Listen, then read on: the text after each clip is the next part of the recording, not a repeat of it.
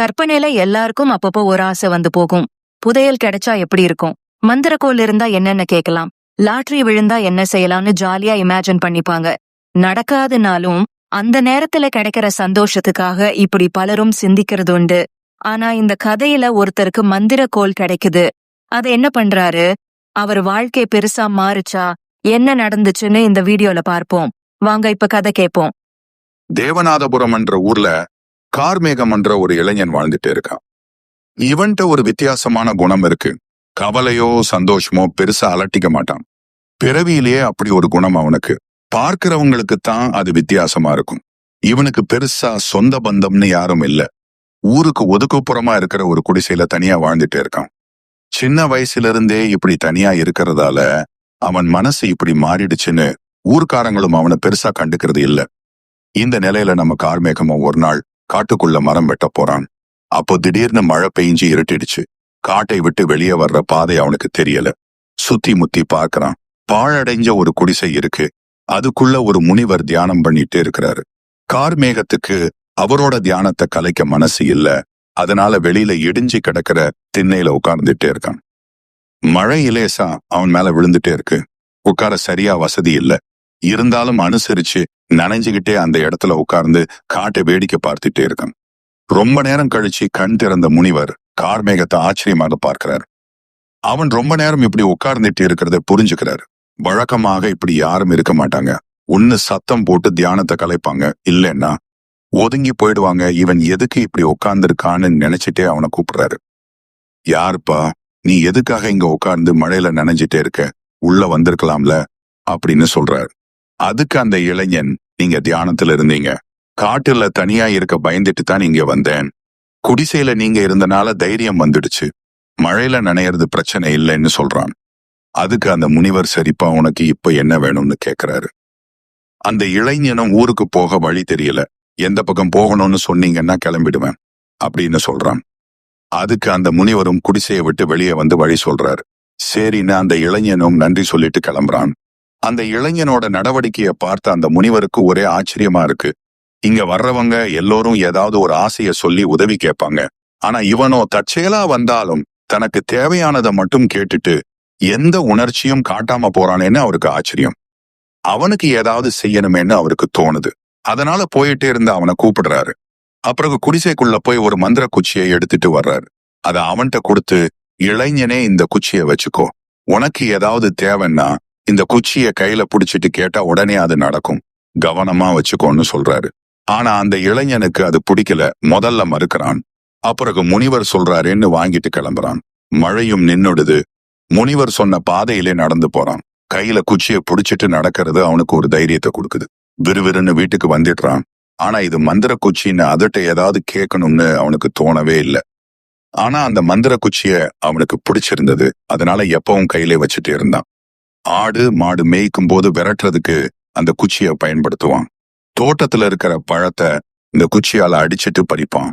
முதுக அரிச்சா அந்த குச்சியை வச்சு சொரிஞ்சுக்குவான். தனியா இருக்கிற அவனுக்கு அந்த மந்திர குச்சி ஒரு ஆறுதலா இருந்துச்சு. மந்திர குச்சின்னு முனிவர் சொன்னாலும் அது ஒரு மந்திரக்கோல் தான். சட்டுன்னு பார்க்க வழுவழுப்பான குச்சி மாதிரி தான் தெரியும். அதனால பார்க்கிறவங்களுக்கு அதோட சக்தி தெரியாது. கார்மேகம் எங்க போனாலும் அதை கையில கொண்டு போவான். தூங்கும் போது கூட அதை கட்டி பிடிச்சுக்குவான். ஊர்ல ஏதாவது வேலைக்கு போனா இடுப்புல சொருகிட்டு வேலை பார்ப்பான். பார்க்கிறவங்களுக்கு அது வித்தியாசமா இருந்துச்சு. அதனால அந்த ஊர்ல இருக்கிறவங்க அந்த குச்சியை பத்தி கேக்குறாங்க. அவனும் யதார்த்தமா இது முனிவர் கொடுத்ததுன்னு சொல்லிடுறான். யாரும் அதை பெருசா எடுத்துக்கல. ஆனா அந்த ஊர்ல இருந்த தாமோதரன்ற நாட்டு வைத்தியருக்கு கொஞ்சம் சந்தேகம் வந்துடுச்சு. முனிவர் இதுவரைக்கும் யாருக்கும் எதுவும் கொடுத்ததில்லை. கஷ்டம் பிரச்சனைன்னு போனா கூட அறிவுரை பரிகாரம்னு எதையாவது சொல்லி அனுப்பிடுவார். இவனுக்கு மட்டும் ஒரு குச்சியை கொடுத்திருக்காருன்னா அதுல ஏதோ விஷயம் இருக்கு. கார்மேகமும் இதோட மகத்துவம் தெரியாம கையில வச்சுட்டு சுத்திட்டு இருக்கான்னு நாட்டு வைத்தியருக்கு தோணுது. அதனால அந்த மந்திர குச்சியை எப்படியாவது அவன்கிட்ட இருந்து திருடணும்னு அந்த நாட்டு வைத்தியர் திட்டம் போடுறார். கார்மேகம் வச்சிருக்கிற மாதிரியே ஒரு குச்சியை தயார் பண்றார். மறுநாள் அந்த கார்மேகத்துக்கிட்ட பேசிட்டு இருக்கும்போது அவனுக்கு தெரியாம அந்த குச்சியை மாத்தி வச்சிடுறாரு.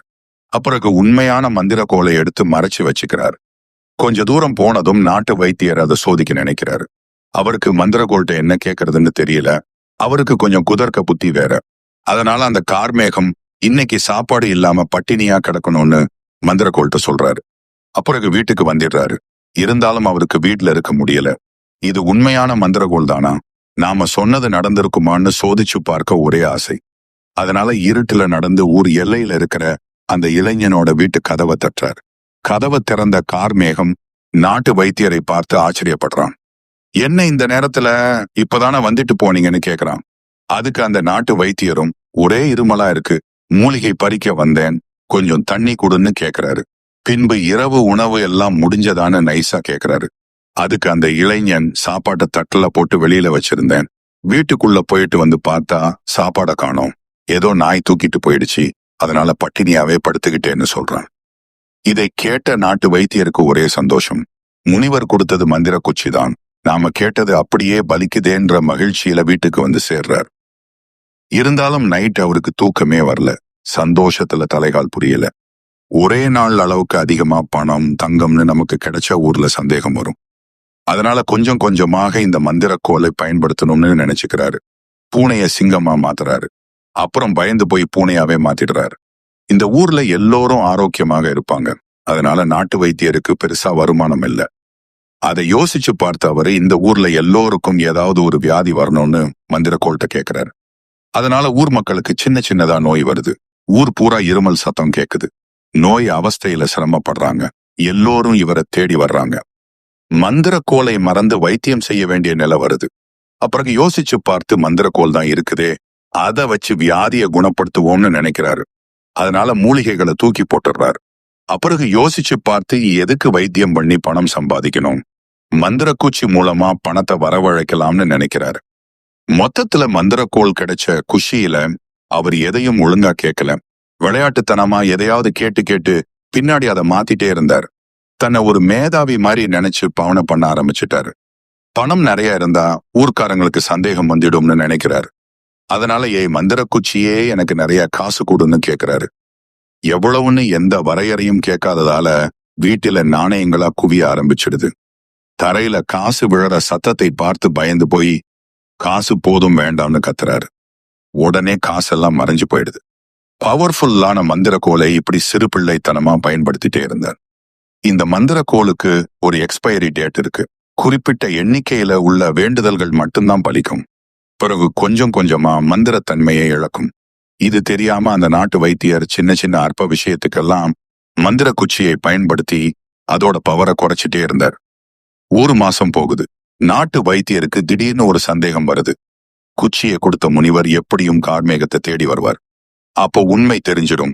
அதனால கார்மேகத்தை இந்த ஊரை விட்டே காலி பண்ண வைக்கணும்னு நினைக்கிறார். மறுநாளே மந்திர குச்சியை எடுத்து கார்மேகத்தோட குடிசை விடி எறியணும். அவன் இந்த ஊரை விட்டு எங்கேயாவது போயிடணும்னு நினைக்கிறார். அப்போ அந்த குச்சியில அதிகமான வெப்பம் பரவுது. ஒரு கட்டத்துல அந்த சூட்டை நாட்டு வைத்தியரால தாங்க முடியல. டக்குன்னு கீழே போட்டுடுறாரு. கீழே விழுந்த வேகத்துல அந்த குச்சி முனிவரோட குடிலுக்கு போயிடுது. இந்த மந்திர குச்சியை பொறுத்தவரை ஒரு மாசத்துக்கு மேல யார் கையிலையும் தங்காது. இது தெரியாம அந்த நாட்டு வைத்தியர் மந்திர குச்சிட்ட சின்ன சின்ன ஆசைய சொல்லி மந்திரக்கோலை வேஸ்ட் பண்ணிட்டார். மேலும் கெடு சிந்தனையோட ஏதாவது வேண்டுதல் வச்சா அது உடனே மாந்திரீக குச்சியா மாறி கேட்டவங்களுக்கே கெடுதல் விளைவிக்கும். அதனால இப்போ நாட்டு வைத்தியரோட குடிசை எரிய ஆரம்பிக்குது. சில நாள் அவருக்கு மனநிலை பாதிக்கப்படுது. எங்க போனார்னு இதுவரைக்கும் யாருக்கும் தெரியல. ஆனா கார்மேகமோ போலியான மந்திர குச்சின்னு தெரியாமலேயே இன்னமும் அதை ஆசையா வச்சுட்டு சுத்திட்டே இருந்தான். இதுவரைக்கும் ஒரு ஆசைய கூட அந்த மந்திரக்கோள்கிட்ட அவன் கேட்கல. ஆனாலும் புதுசா ஒரு உறவு கிடைச்ச மாதிரி அவ்வளவு சந்தோஷத்தோட இருந்தான். மந்திர குச்சியை வெறும் குச்சியாவே பார்த்தனால அவன் சந்தோஷம் மாறாம வாழ்ந்து வந்தான். இதையெல்லாம் ஞான திருஷ்டியில பார்த்த முனிவர் ரொம்பவே ஆச்சரியப்படுறாரு. மந்திர குச்சி கிடைச்சும் எதையும் எதிர்பார்க்காம வாழ்ந்த அந்த இளைஞன் தான் உண்மையிலே ஞானி. ஞானம் கிடைக்கிறதுக்கு காட்டுக்குத்தான் வரணும்னு இல்ல, எங்க இருந்தாலும் அதை பெற முடியும். ஒருத்தரோட மனோநிலை தான் அவங்களுக்கு பக்குவத்தை ஏற்படுத்துது, சந்தோஷத்தை தருது. அதுக்கு இந்த இளைஞன் தான் நல்ல உதாரணம். பார்க்கிறதுக்கு அந்த இளைஞன் கஷ்டப்படுற மாதிரி தெரிஞ்சாலும் மனசால உயர்ந்த இடத்துல இருக்கான். அவனுக்கு எந்த வழிகாட்டுதலும் ஆசையும் தேவையில்லை. அவனோட மனோநிலையே அவனுடைய முன்னேற்றத்துக்கு வழிவகுக்கும்னு புரிஞ்சுக்கிறார். என்ன நண்பர்களே, கதை உங்களுக்கு பிடிச்சிருக்கா? ஒரு பிரபலமான பழமொழி ஒண்ணு இருக்கு.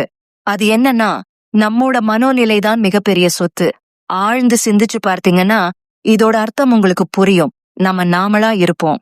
மனசோட கட்டுக்கடங்காத ஆசைகளை பின்தொடர்ந்து போயிட்டே இருந்தோம்னா வாழ்க்கையில நிம்மதியை இழக்க ஆரம்பிச்சிடுவோம். நாம நல்லா இருக்கோம். நாம வாழ்ற வாழ்க்கை அற்புதமானது. மத்தவங்கள விட நம்ம ரொம்ப நல்லா இருக்கோம்னு புரிஞ்சுக்கிட்டோம்னா இந்த நாள் மட்டுமல்ல, எல்லா நாளுமே நமக்கு இனிய நாள் தான். இது சேனலோட சொந்த படைப்பு. கதை பிடிச்சிருந்தா லைக், கமெண்ட் பண்ணுங்க. இதுவரைக்கும் சப்ஸ்கிரைப் பண்ணாதவங்க சப்ஸ்கிரைப் பண்ணுங்க. ஓகே வியூவர்ஸ், பாய்.